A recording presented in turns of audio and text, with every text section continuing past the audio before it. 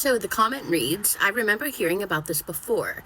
Didn't they stop looking for this person because of the lack of funding? So a couple things.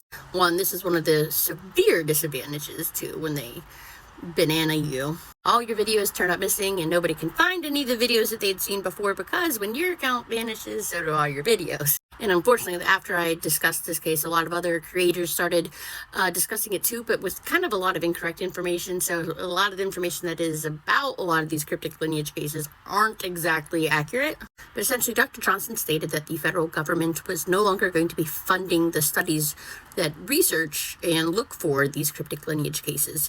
I'd like to be clear, there are numerous amounts of these cases that occur all across the country, all across the world. And Dr. Johnson and Ryan Hisner and many other researchers continue researching just because they have the skill and the talent and the resources and to do it in their spare time, essentially. So they're just kind of, with the resources that they have available still, doing their own, like on the side, research and variant monitoring. Now, the case you're specifically referring to is the Ohio cryptic lineage case, if I'm not mistaken, the one that was occurring in Washington Courthouse, Ohio, and Columbus, Ohio. I do want to clarify that Dr. Johnson had been the one trying to identify the individual to try and get them help. So it wasn't some sinister plot from our very inactive government. It was just wanting to help the person. The last record that we have of that Ohio case, Dr. Johnson had indicated that the signal was profoundly huge. The amount of infection occurring within the person had to have been enormous. And while it's entirely true that we have an enormous amount of intestine, which is necessary because surface area to take up nutrients, the amount of infection occurring within the person had calculated to be just massive. At the time, Dr. Johnson indicated that the person, quote, could not have been doing well. Then that signal disappeared in June of 2023. It was never again detected. Can't definitively say what happened to the individual. Maybe they quit their job and moved to an area with a septic-only tank.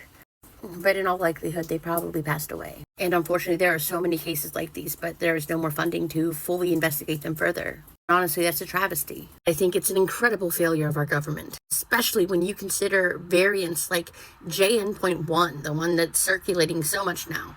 That came from a BA.2.86 variant, which had been a chronic infection stemming from a BA.2 variant. Now, the video that this comment is linked to is referring to a BA.1.17 variant. That's from another early Omicron infection.